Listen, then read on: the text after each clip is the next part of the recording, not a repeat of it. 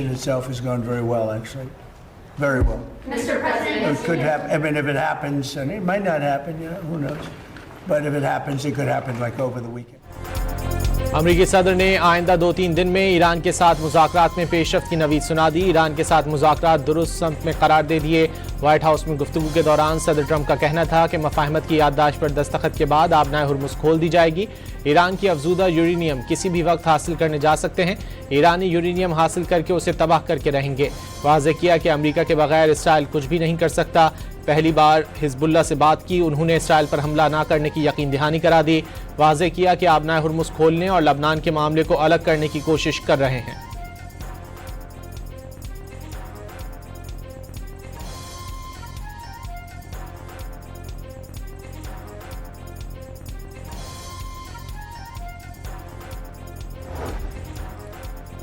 Iran के खिलाफ दोबारा जंग नहीं करेंगे, सदर डोनाल्ड ट्रंप ने अपने मुशीरों को आगाह कर दिया। वॉल स्ट्रीट जर्नल की रिपोर्ट के मुताबिक सदर ट्रंप ने मुशीरों पर वाज़ेह कर दिया कि जब तक ईरान की जानिब से अमरीकी फौजियों को निशाना नहीं बनाया जाता, जंग नहीं होगी। अखबार ने दावा किया है कि सदर ट्रंप वसी तर तसादुम से बचने के लिए हफ्तों या महीनों तक महदूद हमलों और कशीदगी को बर्दाश्त करने के लिए तैयार हैं।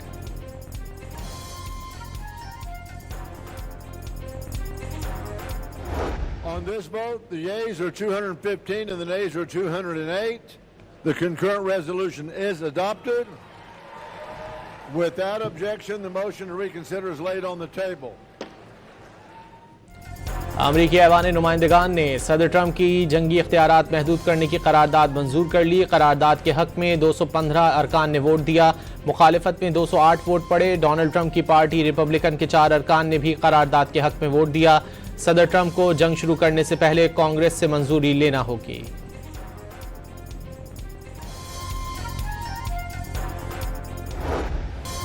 इसराइल और लबनान के दरमियान जंगबंदी पर इत्तेफाक हो गया। अमरीकी सालसी में वाशिंगटन में होने वाले मुज़ाकरात के बाद मुश्तरका एलामिया जारी कर दिया गया।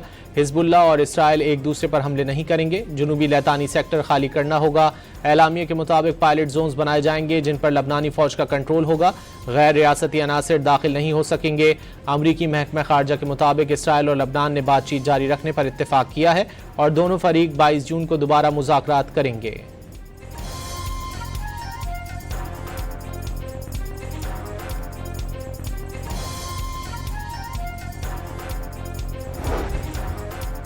अमरीका के साथ मुज़ाकरात मुनक़ता नहीं हुए। मुजव्विज़ा मुआहदे के मुसव्विदे पर गौर किया जा रहा है। ईरानी वज़ीर ख़ारजा अब्बास अराग़ची की तस्दीक। खबरदार कर दिया, बैरूत पर इसराइली हमला जंग मुकम्मल बहाल कर देगा। ईरानी फ़ौज फौरी जवाबी हमले के लिए तैयार है। ईरान का खलीज ओमान में अमरीकी बहरिया के जहाज़ को निशाना बनाने का दावा। ईरानी मीडिया के मुताबिक जहाज़ ईरानी समंदरी हुदूद की तरफ पेशकदमी कर रहा था।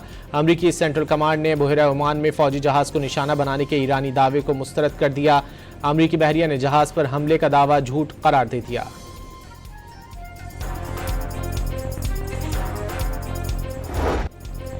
ईरान के सरकारी मीडिया ने कुवैत में अमरीकी फौजी अड्डे पर तबाही की सैटेलाइट तस्वीर जारी कर दी। अलियस सालेम एयरबेस और कुवैत इंटरनेशनल एयरपोर्ट पर भारी नुकसान पहुंचा।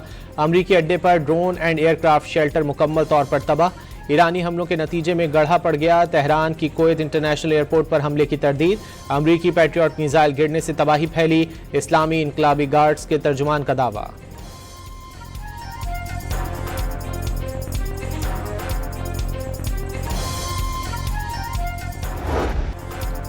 अरब मीडिया ने इंकशाफ किया है कि सदर ट्रंप ने इसराइली वज़ीर आज़म नेतन्याहू को मुतालबात ना मानने पर जेल भेजने की धमकी दी थी। अमरीकी सदर ने नेतन्याहू के बेटे यार को अमरीका से बेदखल करने और अमरीका में मौजूद ख़ानदानी असासे मुंजमद करने की भी धमकी दी थी। ट्रंप ने सारा नेतन्याहू से शौहर को मुतालबात मानने पर आमादा करने को कहा, जिस पर सारा नेतन्याहू ने शौहर पर शदीद दबाव डाला।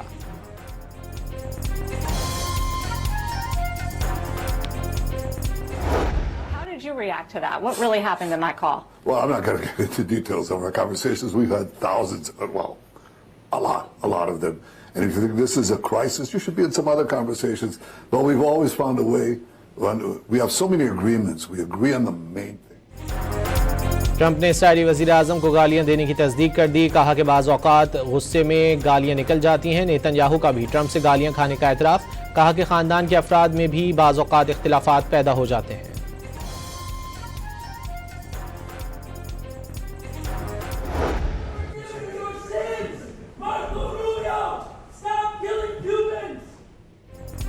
अमरीकी वज़ीर ख़ारजा के खिलाफ सेनेट में शदीद एहतजाज। मुजाहिरीन ने मार्को रूबियो को इसराइल नवाज और जंगी मुजरिम करार दे दिया। आपके हाथ फ़लस्तीन, लबनान और ईरानियों के खून से रंगे हैं। मार्को रूबियो की सेनेट आमद और पेशी के मौके पर नारे, पाबंदियों के जरिए क्यूबा पर दबाव खत्म करने का मुतालिबा।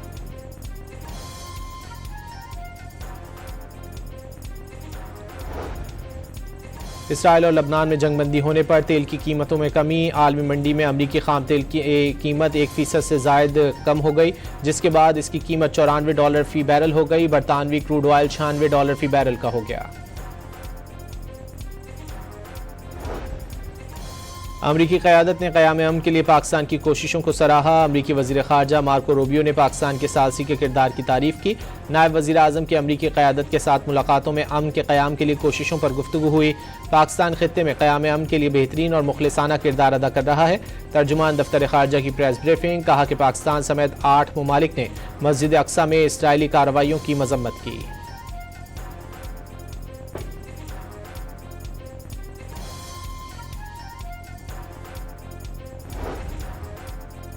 लीगी रहनुमा खुर्रम दस्तगीर ने सी पैक गिलगित बल्तिस्तान के अवाम के लिए बेहतरीन करार दे दिया। आइंदा 5 साल में हुंजा की तकदीर बदलने का दावा। आबिद शेर अली ने हुंजा के अवाम को मुल्क का सरमाया करार दे दिया। कहा कि मुस्लिम लीग जब भी आई गिलगित बल्तिस्तान में इनकलाब लेकर आई। मुजफ्फराबाद ऑल पार्टीज कॉन्फ्रेंस का आईनी इस्लाहात के लिए वसीउल बुनियाद मुशावरत और इलेक्शन बरवक्त कराने पर इत्तेफाक। भारत सोशल मीडिया के जरिए रियासती इदारों के खिलाफ मुनज़्ज़म प्रोपेगेंडा कर रहा है। इदारों और अवाम के दरमियान एतमाद को कमज़ोर करने की भारतीय कोशिशें किसी सूरत काबिल बर्दाश्त नहीं। इजलास में करारदाद मंजूर।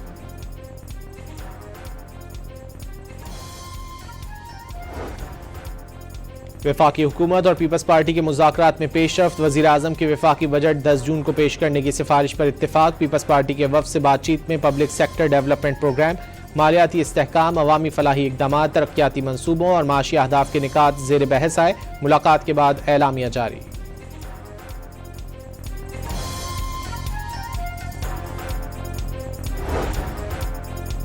वज़ीर दाखिला मोहसिन नकवी और सिंध के सीनियर वज़ीर शर्जील मेमन के दरमियान मुलाकात। अमन व अमान, बैनुस्सूबाई ताउन, मुनशियात के खात्मे समेत अहम उमूर पर तबादला ख्याल।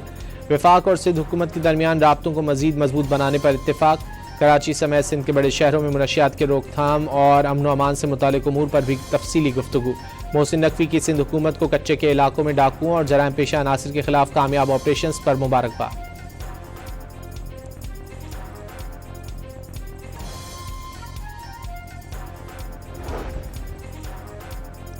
बलूचिस्तान में तालीमी तरक्की और शरह खानदगी में इजाफे के लिए जामे इस्लाहात का फैसला। प्राइमरी सतह पर स्कूल यूनिफॉर्म की शर्त खत्म। बच्चे और बच्चियां बुनियादी तालीम एक ही स्कूल में हासिल करेंगे। शरह खानदगी में इजाफे के लिए बलूचिस्तान के 900 स्कूलों में डबल शिफ्ट तदरीसी अमल शुरू करने का फैसला। वज़ीर आला बलूचिस्तान की ज़ेर सदारत आला सतह के इजलास में तालीम, सेहत और अमन से मुताल्लिक इस्लाहाती इक़दामात की मंजूरी।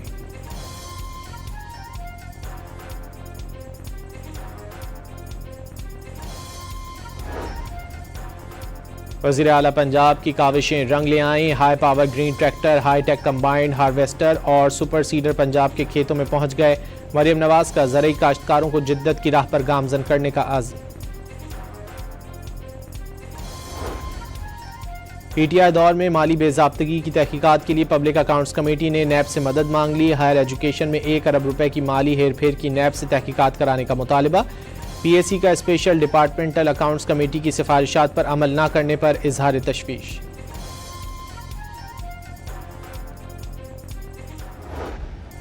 अफगान तालिबान रजीम के कवानीन और पाबंदियों ने खवातीन की जिंदगी अजीरन कर दी। गार्जियन के मुताबिक 5 साल से अफगानिस्तान में 7वीं जमात की लड़कियों के लिए स्कूल ही नहीं बनाए गए। कम उम्र लड़की की शादी को कानून बना दिया गया। अफगान तालिबान का अदालतों का नया निज़ाम भी खवातीन की आज़ादी के लिए बड़ा नुकसान बन गया।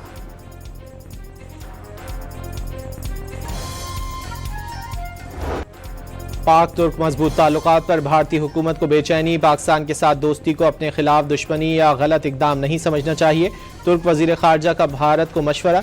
कहा कि पाक तुर्क बरादराना ताल्लुकात नई दिल्ली के लिए मसला नहीं होने चाहिए।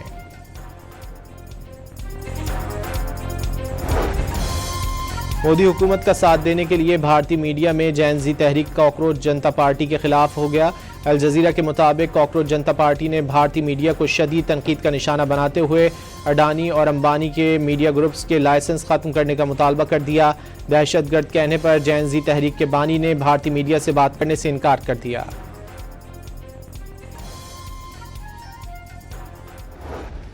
भारतीय स्टॉक मार्केट में आलमी सरमायाकारी 10 साल की कम तरीन सतह पर पहुंच गई। मोदी की नाकाम पॉलिसियों की वजह से गैर मुल्की सरमायाकारों का भारतीय स्टॉक मार्केट पर एतमाद तेजी से कम होने लगा। ब्लूमबर्ग के मुताबिक 3 साल में पहली मरतबा ताइवान और जनूबी कोरिया की मईशत भारत से आगे निकल गई।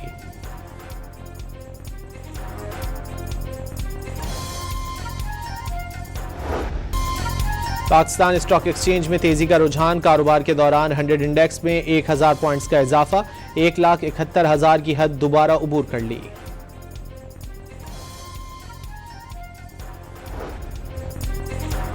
कराची के इलाके गुलबहार में रेंजर्स और पुलिस की कार्रवाई। फायरिंग के तबादले में भत्ताखोर ग्रुप का इंतहाई मतलूब कारिंदा हलाक, 2 मुल्जिमान गिरफ्तार। कब्जे से असलहा बरामद। तर्जुमान रेंजर्स के मुताबिक मुल्जिमान कराची में दोबारा भत्ताखोरी का नेटवर्क फाल कर रहे थे, मुनशियात फरोशी में भी मुलव्विस थे।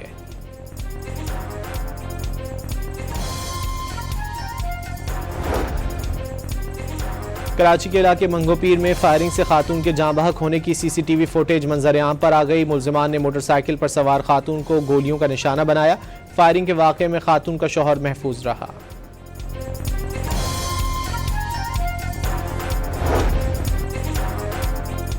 कराची एयरपोर्ट पर एफआईए ने जाली प्रोटेक्टर स्टैम्प्स पर उज्बेकिस्तान जाने वाले 2 मुसाफिरों को ऑफलोड कर दिया। दोनों मुसाफिर 13 अप्रैल को भी प्रोटेक्टर न होने पर ऑफलोड हो चुके थे।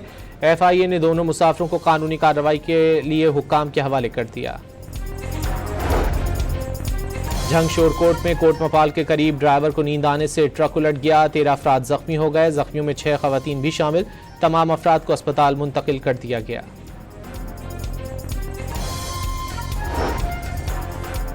लाहौर में एमएओ कॉलेज के करीब मजदा ट्रक मेट्रो बस के जंगले से टकरा गया। हादसे के नतीजे में 1 शख्स जाँ बहक और 1 जख्मी हो गया। लाश और जख्मी को अस्पताल मुंतकिल कर दिया गया।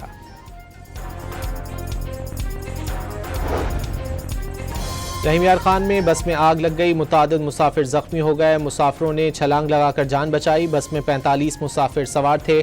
बस में आम की पेटियां रखी थीं जिसमें केमिकल था। केमिकल गर्म होने की वजह से आग लगी। रेस्क्यू एहलकारों ने आग पर काबू पा लिया।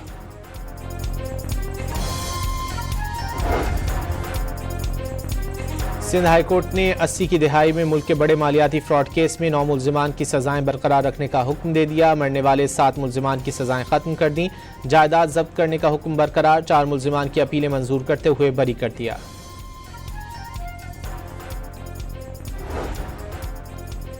क्वेटा समेत बलूचिस्तान के बेशतर इलाकों में पेट्रोल का बहरान शिद्दत इख्तियार कर गया। ज्यादातर पेट्रोल पंप्स बंद हो गए। खुले हुए पेट्रोल पंप्स पर गाड़ियों की तवील कतारें लग गईं। मोटरसाइकिल को 500 और गाड़ियों को 1000 रुपये तक पेट्रोल की फराहमी।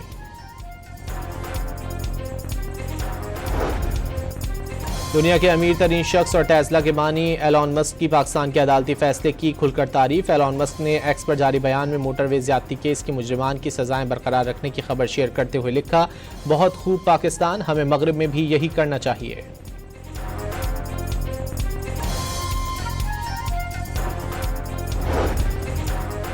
इसराइल ने गजा में एक बार फिर जंगबंदी की धज्जियां उड़ा दी। रिहायशी अपार्टमेंट्स पर फजाई हमलों में 4 बच्चों समेत 9 अफराद शहीद। इसराइली लड़ाका तैयारों ने लोगों पर उस वक्त बम गिराए जब वो सो रहे थे।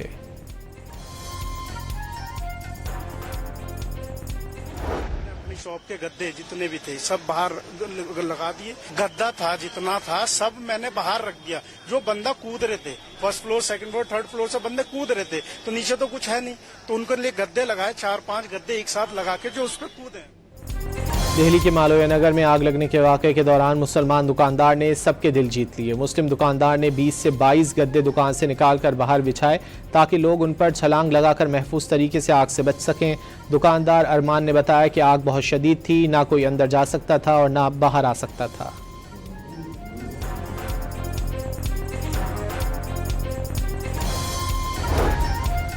पाकिस्तान और ऑस्ट्रेलिया के दरमियान तीसरा और आखिरी वनडे आज खेला जाएगा। कज़ाफी स्टेडियम लाहौर में मैच 4:30 बजे शुरू होगा। दोनों टीमों ने 1-1 मैच जीता है। तीसरा और आखिरी मैच फाइनल की हैसियत इख्तियार कर गया।